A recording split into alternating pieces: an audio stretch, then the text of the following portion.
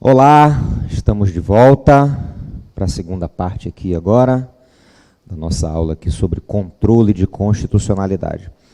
Gente, antes de mais nada, quero agradecer muito pelas mensagens, né? Muitas mensagens mesmo aqui, eu fico ali no intervalo respondendo as mensagens. Não consegui responder todas, porque são muitas mesmo, né, algumas dezenas de mensagens, e aí a gente vai respondendo assim que eu parar aqui, quando sair daqui, eu parar na hora do almoço, assim, tá, eu respondo um por um, tá bom? Só uma mensagem que chegou aqui, assim, dentre algumas mensagens, né, tem a mensagem aqui de Ana, lá de Porto Velho. Ela está sinalizando aqui que na impressão do material dela não saiu o caça-palavras, viu, Ana? Estou vendo aqui, estou respondendo aqui para todo mundo, porque pode ser que outros colegas estejam com a mesma dificuldade. E o infográfico 9 também não. Mas eu dei uma olhada aqui, o pessoal do presencial imprimiu, e está tudo normal. Deixa eu só ver aqui rapidinho, assim, pode deixar aí mesmo, não, eu só quero dar uma olhadinha aqui rapidinho. Só rapidinho. Tem uma colega aqui também que o dela também, deixa eu ver, o infográfico 9 também não saiu. Interessante, né? A mesma coisa. O infográfico 9 e o caça-palavra. Não, deixa eu ver. O caça-palavra. Então, mesma coisa, viu, Ana? A colega aqui também. Tem alguns colegas aqui que imprimiram e saiu tudo, está tudo normal, tudo certo. E tem outros também aqui que estão com o mesmo problema. Eu não sei, assim, o meu PDF aqui aparece normal. E pode ser a impressão, né? Eu acredito que possa ser a impressora. Na hora que você imprime ali, que você escolhe a qualidade da impressão, né? Pode ser que tenha botado a econômica. Normalmente eu imprimo, quando eu imprimo na econômica. A gente não vê muita diferença, na verdade, né? Só gasta mais tinta quando não é econômica, mas não sei, assim, o caça-palavras é uma figura, né? Eu faço, aí transformo numa figura e colo. Pode ser que tenha uma transparência, alguma coisa assim, e a impressora não tenha enxergado a transparência. Mas os infográficos não, eu faço aí mesmo no Word, eu faço aí mesmo no PowerPoint, quer dizer, alguns estão saindo, alguns não. Pode ser alguma coisa com a impressora mesmo, viu? Eu vou ver se tem alguma configuração aqui que eu possa mexer. Pode ser que na hora de eu gerar o arquivo, na hora de eu gerar o PDF, tem alguma configuração ali, não sei, eu vou dar uma olhada, embora no PDF esteja aparecendo aqui normalmente. Mas eu vou dar uma olhadinha no material e qualquer coisa eu peço para botar um aviso lá no portal para vocês, tá? Com a atualização dele ou alguma coisa assim, para quem quiser imprimir de novo essas páginas. Mas, em princípio, está tudo normal, está tudo ok aí com o material. Uma outra observação, muitos colegas, a própria Ana, né, e outros colegas aqui escreveram preocupados porque chegaram um pouquinho tarde ou porque não pegaram o começo da aula. E aí estão preocupados, querendo saber como é que faz para ver a parte que não viu. Não se preocupe não, viu? Se você entrar no portal lá, no site, cursosejas.com.br, você faz seu login, você acessa a área do aluno. Ali na área do aluno vai aparecer o curso, né? Segunda fase, 30º exame da OAB Constitucional. Você clica ali, você vai entrar na nossa página, na página do nosso curso, que é o curso de Direito Constitucional. Aí ali tem um menuzinho em cima, aí tem assim, aulas. Aí você tem aula ao vivo, que é onde você está agora, quem está assistindo ao vivo está assistindo por ali.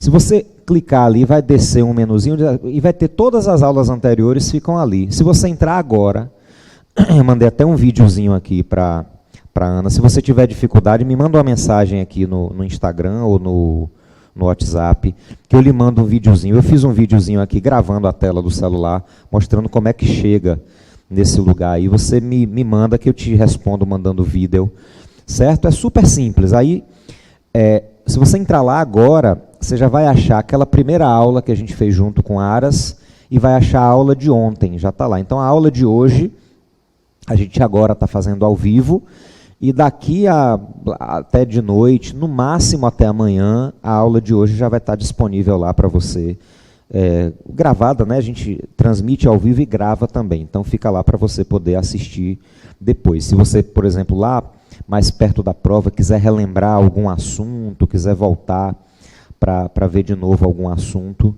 é só escolher no menu lá, todas as aulas vão estar lá gravadas para você poder assistir de novo, viu? Não deixem de, não se preocupem com isso não, aqui também outros colegas dizendo que a impressão dele está normal, pode ser alguma coisa com impressora mesmo, eu acredito que seja alguma coisa com impressora mesmo. Eu brinco com meu pai, dizem em espanhol, computador é feminino, é um substantivo feminino, né? Computadora. No espanhol da Espanha não, é ordenador mesmo, é masculino, mas no espanhol aqui latino-americano ele chama de computadora. Aí eu brinco com meu pai, digo que é a coisa mais certa do mundo, que um computador é feminino, porque é igual a mulher, só faz o que quer, e só tem que fazer o que quer mesmo, né? A mulher não tem que fazer o que os outros querem, não, a gente, homem também, mas a mulher tem que fazer o que ela quer, o computador é assim, só faz o que quer, então você bota para imprimir, ele não imprime, não, ele imprime o que ele quer, o que ele não quer, ele não imprime, e ninguém entende porque que aquilo acontece, né? Mas, enfim, é isso aí, tá tudo ok aqui, qualquer dificuldade, de qualquer maneira eu vou tentar ver se tem alguma configuração na hora de gerar o PDF que possa melhorar isso daí. Deixa eu voltar aqui para onde a gente está, que tem aqui a legislação. Cadê? Controle difuso, já falamos, terminamos aqui falando sobre essa distinção entre atos normativos primários e atos normativos secundários. Eu estou aqui na página 14 do roteiro. Deixa eu dar só mais uma dicasinha também, porque às vezes você se perde, você está lá assistindo em casa, chegou alguém, você teve que dar atenção, e aí quando você voltou, rapaz, onde é que ele está? Me perdi todo aqui. Tem uma coisa facinha, ó. Você faz assim, você olha aqui no seu roteiro, no material impresso, ou se você estiver acompanhando em PDF, em cima de cada gravura, toda figura aí, tem um número. Por exemplo, esse aqui que a gente está vendo agora, na verdade que a gente acabou de ver, é o infográfico 10. Aí tem assim, em cima da tabelinha tem assim, infográfico 10. Inconstitucionalidade para controle concentrado 1. Então, você olhou aqui no seu material, infográfico 10. O que você vai olhar aqui? Tiagão, faz favor para mim, meu velho, bota o slide aí na tela para eu mostrar para a galera. Olha aqui, ó, gente, na parte de cima aqui do slide, deixa eu botar, peraí que ele passou aqui, deixa eu botar a caneta, aqui, ó, na parte de cima aqui, tá vendo? Tem a identificação de qual é o infográfico que a gente está. Então, você ali se perdeu, é só você olhar na tela, Rodrigo está ali no infográfico 10, aí é só você procurar aqui no material o infográfico 10, que é ali que a gente está, viu? Então, fica fácil aí de achar, a ideia é essa, é a gente facilitar mesmo para poder não se perder aí, ficar tudo direitinho, certo?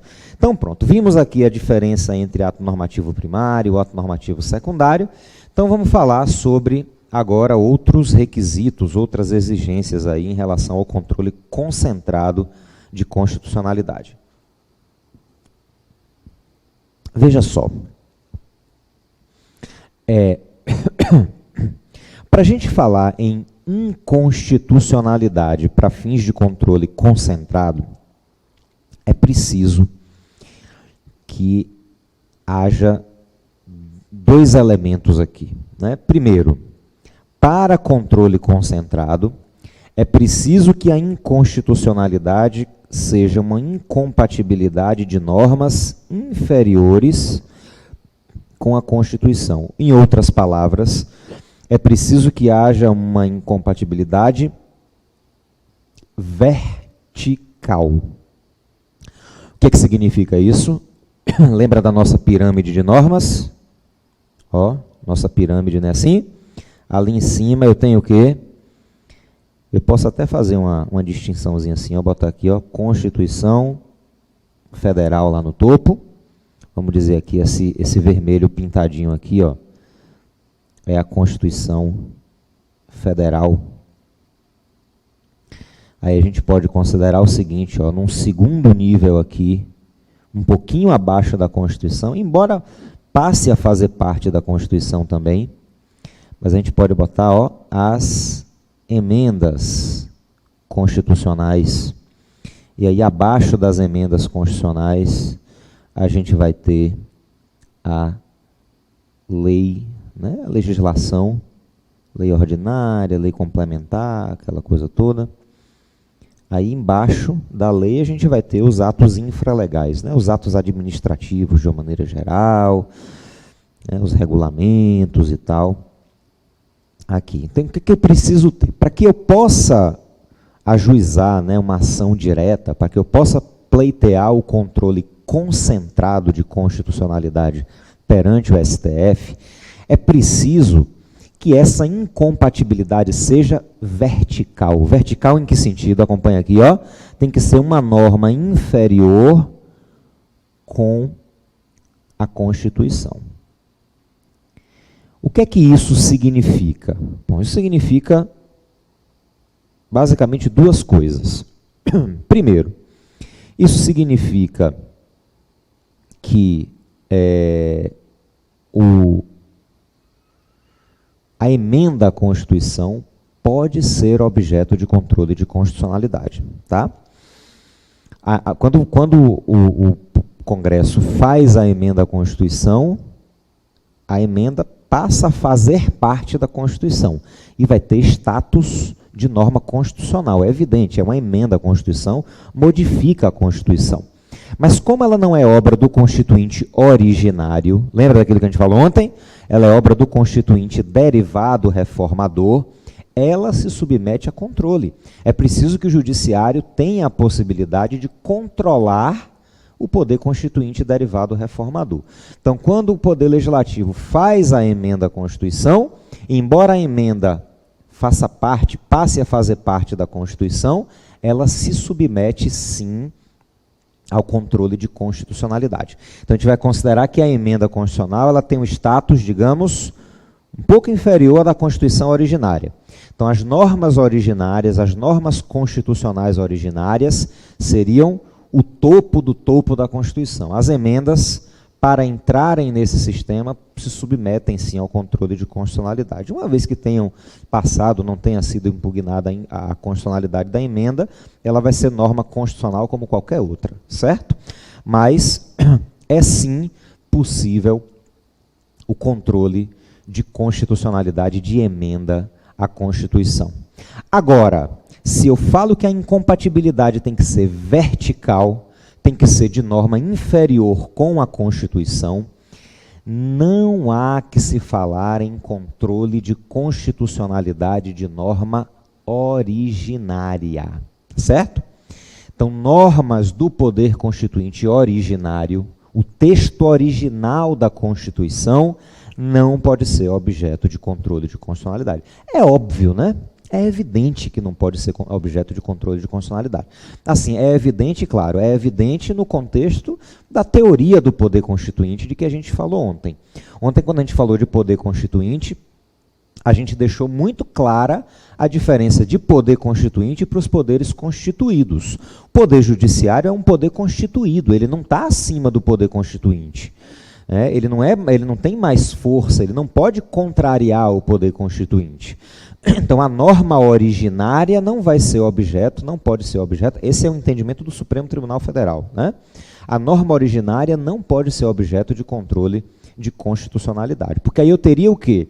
Uma norma originária da Constituição em conflito com outra norma originária da Constituição. Aí eu já aproveito para trazer uma observação importante para você, viu? Isso aqui é importante, é bom até você anotar isso aí, marcar para você se lembrar disso.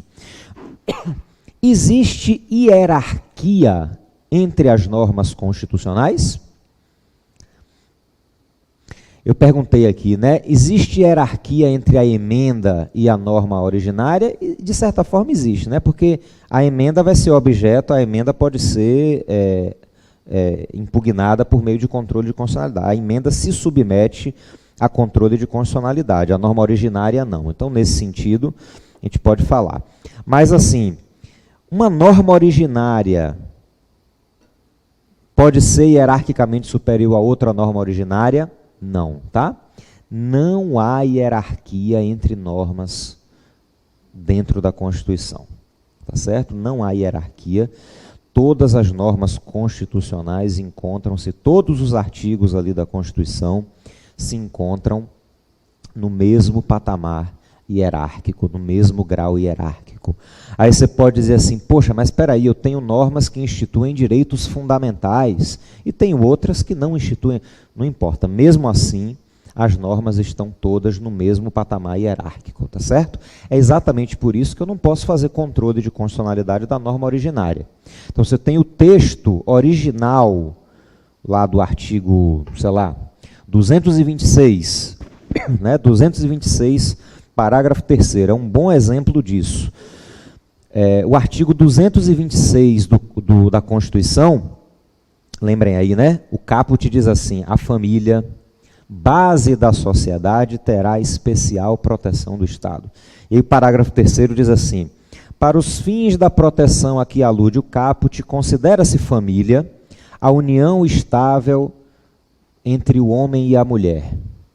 Então, o Constituinte, lá no artigo 226, parágrafo 3º, expressamente diz que união estável é entre homem e mulher, ou seja, pelo texto do artigo 226, parágrafo 3º, não haveria união estável se houvesse igualdade de gênero, né? Se for homem com homem, mulher com mulher. Mas o Supremo Tribunal Federal foi provocado para decidir sobre isso. É claro que ninguém poderia impetrar uma ação direta de inconstitucionalidade para pedir ao Supremo que declarasse inconstitucional o artigo 226, parágrafo 3º, porque é texto originário da Constituição. Não pode. Mas o que acontece? O Código Civil tinha um artigo, tem, né, um artigo que praticamente repete o texto da Constituição. Então, lá no Código Civil diz união estável entre o homem e a mulher. Então, entraram com a ação de controle concentrado para pedir a declaração de inconstitucionalidade do artigo do Código Civil. Perceba, cujo texto é igual ao texto da Constituição. Só que o Supremo não pode declarar o texto da Constituição inconstitucional, porque aquele texto é originário. É o texto original da Constituição, como foi feito pelo Constituinte originário. O que o Supremo fez? Comparou o parágrafo 3º do artigo 226 com o sistema como um todo. Então, do ponto de vista hermenêutico, do ponto de vista interpretativo, foi muito inteligente do Supremo, dos ministros, né, do Supremo Tribunal Federal, o raciocínio que eles fizeram. O que eles disseram? Eu não posso, aqui o Supremo Tribunal Federal, como poder constituído, a gente não pode dizer que o Constituinte errou, que o Constituinte criou uma norma inconstitucional. Eu não posso dizer que o artigo 5º caput, né, todos são iguais perante a lei, sem distinção de qualquer natureza. Eu não posso dizer que isso é mais importante do que o artigo 226, parágrafo 3º, porque eles estão no mesmo patamar de igualdade. Então, não tenho como dizer que um é inconstitucional, porque os dois são textos originários. Mas o que eu posso fazer? Eu posso dizer o seguinte, olha, eu não posso interpretar... Eu falei aqui aquele exemplo da placa? Não falei não, né? Da placa. Eu adoro esse exemplo. Esse exemplo, eu o ouvi a primeira vez do professor Salomão Viana, né? O Salomão Viana é um grande processualista baiano, juiz federal aqui na primeira região, aqui em Salvador, e um dos mais brilhantes professores de processo civil que a gente tem no Brasil. E ele dá um exemplo que eu acho espetacular. Ele diz assim, imagina que você vê uma placa, né? Você tem ali uma placa, e a placa diz assim, é proibido usar biquíni, ou sunga, né? É proibido usar biquíni e sunga. É para usar o quê, então? Diga aí, se é proibido usar biquíni, é para usar o quê? Maiô? Diga aí. Só a canga? Só a canga, sem nada por baixo? Você aí em casa, é proibido usar biquíni e sunga. Você acha que é para usar o quê, então? Nada? É para ir peladão ou peladona? Né? Ou é para usar calça? Tá, né? Aí o que Salomão lembra é o seguinte, ele diz assim, pronto, eu vou melhorar um pouquinho, ele primeiro dá assim para a galera dizer o que acha, aí ele melhora o exemplo. Eu vou melhorar o exemplo. Você chegou aqui na porta do Sejás e viu essa placa.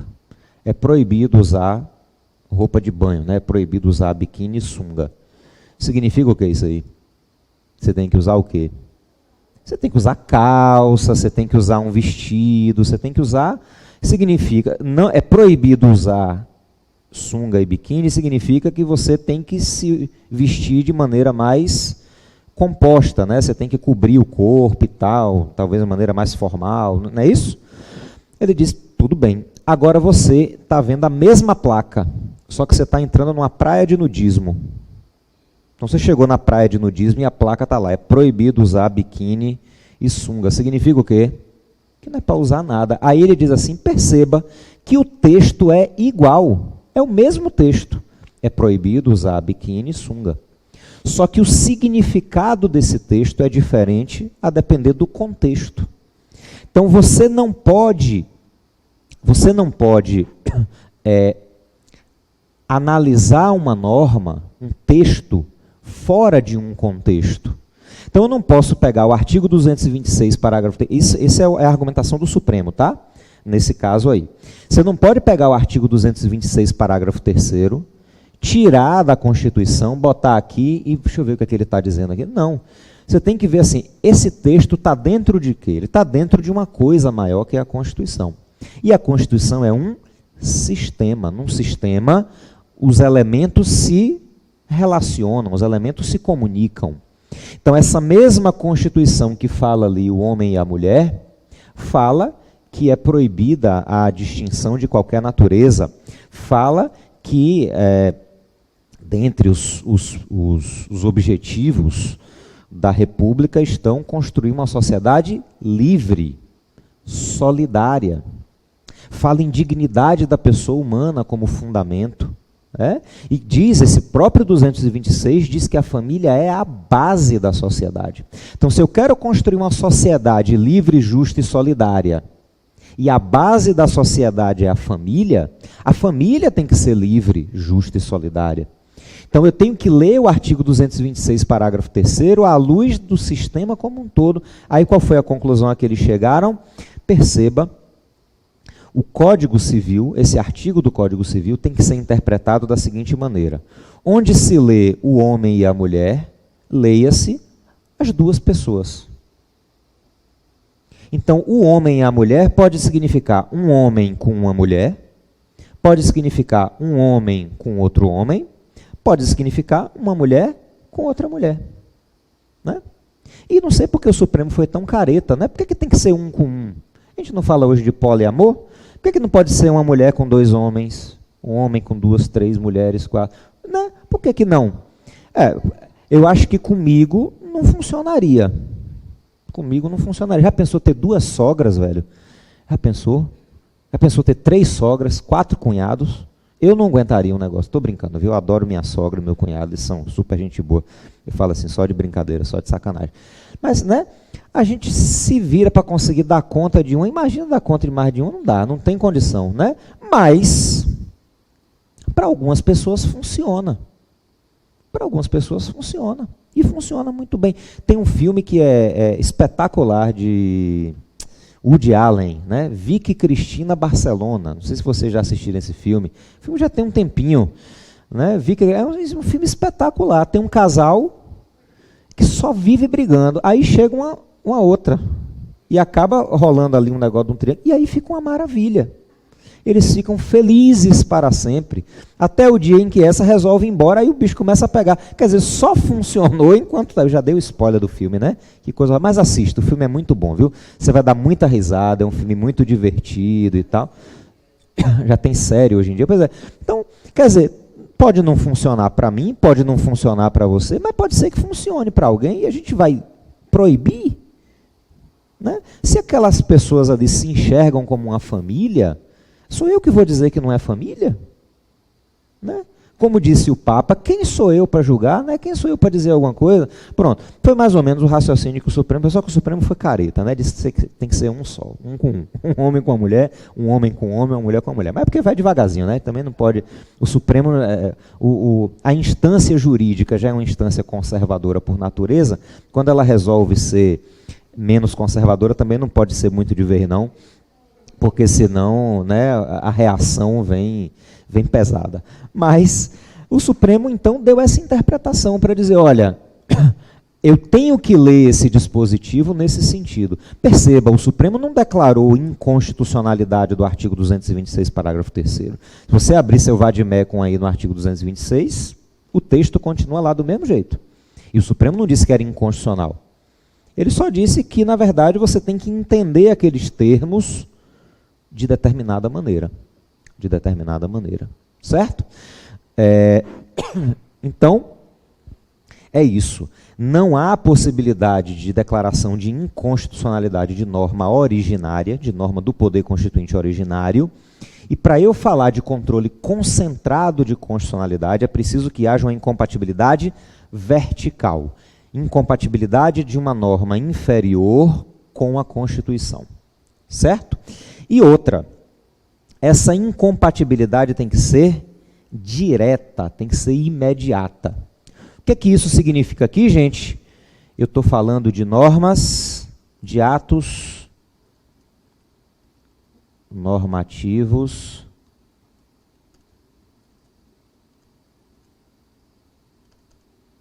primários.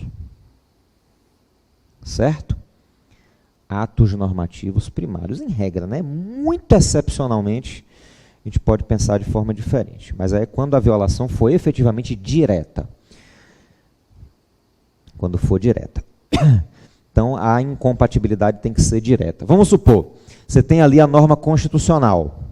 E aí você tem o Código Tributário Nacional. Eu dei o exemplo aqui do imposto de renda, né? Você tem a Constituição, você tem o Código Tributário Nacional.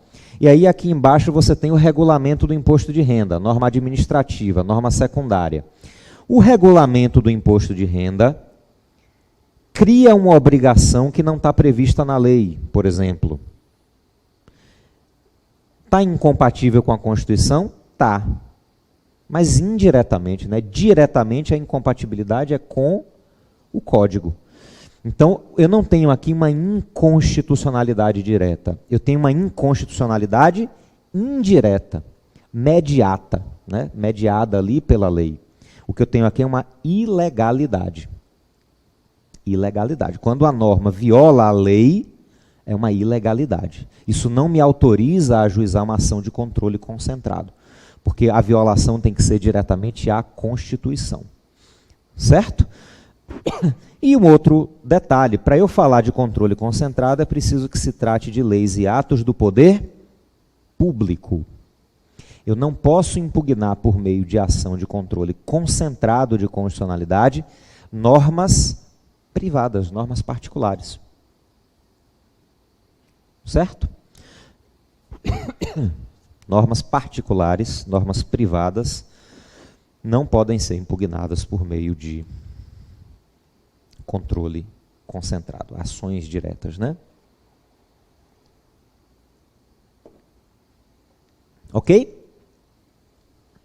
Massa, sigamos aqui.